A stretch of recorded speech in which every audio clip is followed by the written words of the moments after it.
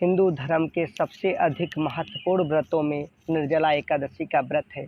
इसके फल और कहानी के साक्षी भगवान श्री कृष्ण हैं। निर्जला एकादशी की कहानी इस प्रकार है। निर्जला एकादशी व्रत का पौराणिक महत्व व्याख्यान कम रोचक नहीं है। जब सर्वज्ञ वेद व्यास ने पांडवों को चारों पुरुषार्थ धर्म, अर्थ, काम और मोक्ष देने वाली एकादशी का संकल्प कराया, तब युधिष्ठिर ने कहा, हे जनार्दन, ज्येष्ठ मास के शुक्ल पक्ष में जो एकादशी पड़ी है, कृपया उसका वर्णन करें। तब भगवान श्री कृष्ण कहते हैं, हे राजन, इसका वर्णन परम महात्मा सत्यवादी नंदनंदन व्यास जी करेंगे, क्योंकि ये संपूर्ण शास्त्रों के तत्व ज्ञाता हैं और वेद वेदांग में पारंगत विद्वान हैं। तब भगवान श्री कृष्ण की आज्ञा पाकर वेद व्यास जी कहने लगे, कृष्ण पक्ष और शुक्ल पक्ष दोनों पक्षों की एकादशी में अन्न खाना वर्जित है। त्रयोदशी के दिन स्नान करके पवित्र हो और फूलों से भगवान केशव की पूजा करे। फिर नित्य कर्म समाप्त होने के बाद ब्राह्मणों को भोजन देकर अंत में स्वयं भोजन करे। आस्था और श्रद्धा पूर्वक अव्रत किए जाते हैं। यह सुनकर भीमसेन बोले, परम बुद्धिमान पितामह, मेरी उत्तम बात सुनिए। राजा युधिष्ठिर, माता कुंती, द्रौपदी, अर्जुन, छोटे भाई नकुल और सहदेव ये एकादशी को कभी भोजन नहीं करते, लेकिन मुझसे भी हमेशा ये कहते हैं कि भीम, तुम एकादशी का व्रत किया करो। लेकिन भीमसेन कहते हैं कि मैं कुछ खा पी ये बिना नहीं रह सकता, क्योंकि मेरे पेट में भूख ना शांत रहने वाली अग्नि है, अतः मैं भूख बर्दाश्त नहीं कर पाऊँगा। अतः प्रभु, कोई ऐसी एकादशी बताएं जिसके करने से सभी एकादशी का पुण्य प्राप्त हो जाए। तब भीमसेन की बात सुनकर मुस्कुराते हुए वेद व्यास जी ने कहा, यदि तुम नरक को दूषित समझते हो और तुम्हें स्वर्ग की प्राप्ति अच्छी लगती है, तो दोनों पक्षों की एकादशी के दिन भोजन नहीं करना चाहिए। भीमसेन बोले, हे महाबुद्धिमान पितामह, मैं आपके सामने सच कहता हूँ, मुझसे एक बार भोजन करके भी व्रत नहीं किया जा सकता, तो फिर उपवास करके मैं कैसे रह सकता हूँ? मेरे लिए तो असंभव है। मेरे उदर में वृक्क नामक अग्नि सदा जलती रहती है, अतः जब मैं बहुत अधिक खाता हूँ तभी ये शांत रहती, इसलिए मैं ज़्यादा भोजन करता हूँ। इसीलिए महामुनि, पूरे वर्ष में केवल एक ही उपवास कर सकता हूँ, जिससे स्वर्ग की प्राप्ति सुलभ हो जाए और कर्मों का फल भी पुण्य समेत मिले, जिसके करने से मैं कल्याण का भागी हो जाऊं। ऐसा कोई व्रत निश्चय करके हमारे लिए शास्त्रों से बताइए, मैं यथोचित पालन करने की कोशिश करूंगा। वेद व्यास जी कहते हैं, भीम, ज्येष्ठ मास में सूर्य वृक राशि पर हो या मिथुन राशि पर शुक्ल पक्ष में जो एकादशी हो, उसका यत्नपूर्वक निर्जल व्रत करो। केवल कुल्ला या आचमन के लिए मुख में जल डाल सकते हो। इसको छोड़कर किसी भी प्रकार का जल विद्वान पुरुष मुख में न डालें, अन्यथा व्रत भंग हो जाता है। एकादशी को सूर्योदय से लेके दूसरे दिन सूर्योदय तक मनुष्य जल का त्याग करे तो यह व्रत पूर्ण होता है। तदंतर द्वादशी को प्रातःकाल में स्नान करके ब्राह्मणों को विधि पूर्वक जल और सुवर्ण का दान करें। इस प्रकार सब कार्य पूरा करके जितेंद्रिय पुरुष ब्राह्मणों के साथ भोजन करें। वर्ष भर में जितनी एकादशी होती हैं, अगर मनमास लगता है तो 26 होती हैं, अन्यथा 24 होती हैं।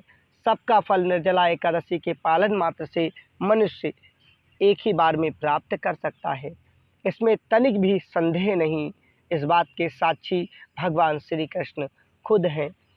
शंख, चक्र और गदा धारण करने वाले भगवान केशव ने मुझसे कहा था कि यदि मानव सबको छोड़कर एकमात्र मेरी शरण में आ जाए और एकादशी को निराहार रहे, तो वह समस्त पापों से मुक्ति पा जाता है। एकादशी व्रत करने वाले पुरुषों के पास विशालकाय, विकराल आकृति और काले रंग वाले दंड पास अधिकारी यमदूत नहीं आ सकते। अंतकाल में पीताम्बरधारी सौम्य स्वभाव वाले, हाथ में सुदर्शन धारण करने वाले, मन में वेगशाली विष्णुदूत आखिर इस वैष्णव पुरुष को भगवान विष्णु के बैकुंठ धाम ले जाते हैं। अतः भीम निर्जला एकादशी को पूर्ण प्रयत्न करके उपवास और हरि का पूजन भजन करो। स्त्री हो या पुरुष, उसने मेरु पर्वत के बराबर भी पाप किए हों तो भी वह एकादशी के प्रभाव से पापों से मुक्ति पा सकता है। जो मनुष्य उस दिन जल के नियम का पालन करता है वह पुण्य का भागी होता है। उसे एक एक पहर में कोटि कोटि स्वर्ण मुद्रा दान करने का उतना फल प्राप्त होता है, और जो सुनता है उसे भी इतना। मनुष्य निर्जला एकादशी के दिन स्नान, दान, जाप, होम आदि जो कुछ करता है वह अक्षय है, उसका करोड़ों गुना फल मिलता है। भगवान श्री कृष्ण का कथन है, निर्जला एकादशी को विधि पूर्वक उत्तम रीति से उपवास करके मानो वैष्णव पद को प्राप्त कर लेता है। जो मनुष्य एकादशी के दिन अन्न खाता है वह पाप का भोजन करता है। इस श्लोक में वह चंडाल के समान है और मरने पर दुर्गति को प्राप्त होता है। जो जेठ के शुल्क पक्ष में एकादशी का उपवास करके दान करेंगे वे परम पद को, वैकुंठ धाम को प्राप्त होंगे। जिन्होंने एकादशी को उपवास किया है, हे ब्रह्म हत्यारे, वे ब्रह्म हत्यारे हैं, शराबी हैं, चोर हैं तथा गुरुद्रोही हैं, पर भी उन सब के पापों की मुक्ति इस व्रत से हो जाती है। हे कुंती नंदन, निर्जला एकादशी के दिन श्रद्धालु स्त्री पुरुषों के लिए जो विशेष दान कर्तव्य विहित हैं उन्हें सुनो। उस दिन जल में शयन करने वाले भगवान विष्णु का पूजन और जलमय धेनु का वर्णन करना चाहिए, अर्थात प्रत्यक्ष धेनु या प्रतान धेनु का दान उचित है। धेनु यानी कि गाय। पर्याप्त दक्षिणा और भली भात के मिष्ठान द्वारा यत्नपूर्वक ब्राह्मणों को संतुष्ट करना चाहिए। ऐसा करने से ब्राह्मण अथवा संतुष्ट होते हैं, उनके संतुष्ट होने पर श्री हरि मोक्ष प्रदान करते हैं। उन्होंने साम, दाम और दान के में प्रवृत्त श्री हरि पूजा और रात्रि में जागरण करते हुए इस निर्जला एकादशी का व्रत किया है। उन्होंने अपने साथ ही बीती हुई 100 पीढ़ियों को भी, आने वाली 100 पीढ़ियों को भी भगवान वासुदेव के परम धाम में पहुंचा दिया है। निर्जला एकादशी के दिन अन्य वस्त्र, गौ, जल, सैया, सुंदर आसन, कमंडल और छाता दान करना चाहिए। जो ज्येष्ठ तथा सुपात्र ब्राह्मण को जूता दान करता है वह सोने के विमान पर बैठकर स्वर्गलोक को जाता है। जो इस एकादशी की महिमा को भक्ति पूर्वक सुनता अथवा सुनाता है या इसका वर्णन करता है वह स्वर्ग लोक को जाता है। चतुर्दशी युक्त अमावस को सूर्य ग्रहण के समय श्रद्धा करके मनुष्य जिस फल को प्राप्त करता है, श्राद्ध करके जो फल प्राप्त करता है वही फल इसके श्रवण से यानी सुनने मात्र से प्राप्त हो जाता है। पहले दंतवर्धन करके यह नियम लेना चाहिए, मैं भगवान केशव की प्रसन्नता के लिए एकादशी को निराहार रहकर आचमन के सिवा दूसरे जल का त्याग करूँगा। द्वादशी को देवेश्वर भगवान विष्णु का पूजन करना चाहिए। गंध, पुष्प, धूप और सुंदर वस्त्र से विधि पूर्वक पूजा करके जल के घड़े के दान का संकल्प लेते हुए मंत्र पढ़ना चाहिए।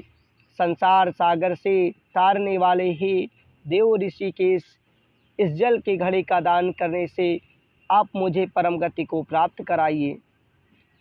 इस तरीके से एकादशी का व्रत करना सबसे शुभ माना जाता है। ज्येष्ठ ब्राह्मण को शक्कर, जल, घड़ा जो भी सामर्थ्य हो उस अनुसार व्रत करते हुए दान करना चाहिए। इसी प्रकार पापानाशनी एकादशी से पाप की मुक्ति होती है और पांडव एकादशी से सभी कर्म और फलों की प्राप्ति एक साथ हो जाती है। एकादशी का फल और व्रत सबसे महत्वपूर्ण है। इसके करने से संपूर्ण कर्मों की सिद्धि होती है। भगवान विष्णु की जय के साथ एकादशी का व्रत कथा का समापन। श्री विष्णु सुनिए विनय, सेवक की चितलाए, कीरत कुछ वर्णन करूं, दीजे ज्ञान बताए। ओम नमो भगवते वासुदेवाय नमः। श्री विष्णु सुनिए विनय, सेवक की चितलाए, कीरत कुछ वर्णन करूं, दीजे ज्ञान बताए। भगवान विष्णु की जय बोलते हुए एकादशी व्रत का समापन किया जाता है। जो भी इस कहानी को NDI ब्लॉग पे सुन रहा है वो अपने साथियों इष्ट मित्रों को लाइक शेयर सब्सक्राइब करते हुए अवश्य भेजें। जय हिंद।